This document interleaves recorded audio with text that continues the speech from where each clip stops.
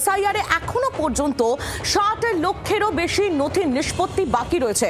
মুর্শিদাবাদের সবচেয়ে বেশি নথি নিষ্পত্তি বাকি। লজিক্যাল ডিসক্রিপেন্সি নথি নিয়ে প্রশ্ন উঠেছে। সেই প্রশ্ন উঠেছে প্রধান বিচারপতির বৈঠকে। 60 লক্ষ নথি জুডিশিয়াল অফিসাররা আদৌ পরীক্ষা করতে পারবেন?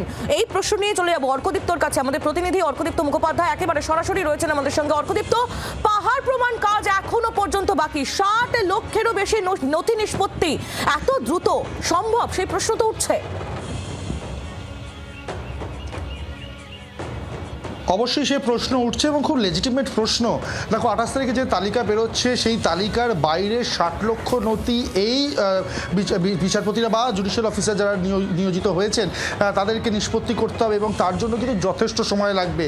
দেখো কোর্টের তরফ থেকেও, শীর্ষ আদালতের তরফ থেকেও কিন্তু জানিয়ে দেওয়া হয়েছে নমিনেশন প্রক্রিয়ার আগের মধ্যে শেষ করলেই হবে, কোনো কাট অফ ডেট সেভাবে নেই। এবং এটা কিন্তু খুব স্বাভাবিক, কারণ এই 60 লক্ষ নথি নিষ্পত্তি করতে কিন্তু বেশ খানিকটা সময় লাগবে।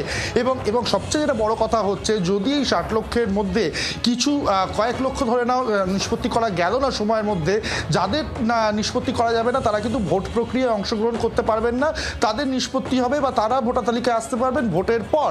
ফলে নমিনেশন প্রক্রিয়ার আগে কিন্তু খুব স্বাভাবিকভাবেই শেষ করার চেষ্টা করা হবে এই বিচারপতিদের তরফ থেকে। কিন্তু এটাই প্রশ্ন যে করতে আদৌ পারবেন কিনা। গতকাল থেকে কাজ শুরু হওয়ার কথা ছিল। ইনিশিয়ালি কিন্তু পোর্টালে বা লগ ইন করতে গিয়ে ওটিপি নিয়ে সমস্যায় পড়েছিলেন এই জুডিশিয়াল অফিসাররা। 202 জন জুডিশিয়াল অফিসারকে গতকাল রাত পর্যন্ত নিয়োগ করা গিয়েছে। এখন দেখার আরও সেই সংখ্যাটা বাড়ানো হয় কিনা। সংখ্যা কিন্তু বাড়ানোর চেষ্টা করা হচ্ছে, কারণ যদি সংখ্যা না বাড়ানো যায় সেক্ষেত্রে যারা ইতিমধ্যেই কাজ করছেন তাদের জন্য খুব ডিফিকাল্ট হবে।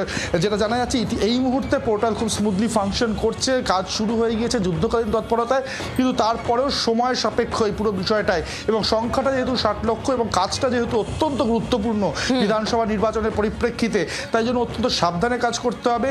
ইআরওদের যে নথি দেওয়া হয়েছে বা রিপোর্ট ইআরওদের তরফ থেকে এসছে, তার সাথে যে ডকুমেন্ট সাবমিট করেছেন এই ভোটাররা, সব কিছু খতিয়ে দেখে তবেই কিন্তু ফাইনালি অ্যাকসেপ্ট করা বা রিজেক্ট করার প্রশ্ন। ধন্যবাদ অর্কদীপ্ত। নজর রাখো। অর্কদীপ্ত মুখোপাধ্যায় আমাদের প্রতিনিধি ছিলেন সরাসরি আমাদের সঙ্গে। বাংলার আওয়াজ, বাঙালির আবেগ, জি 24 ঘন্টা।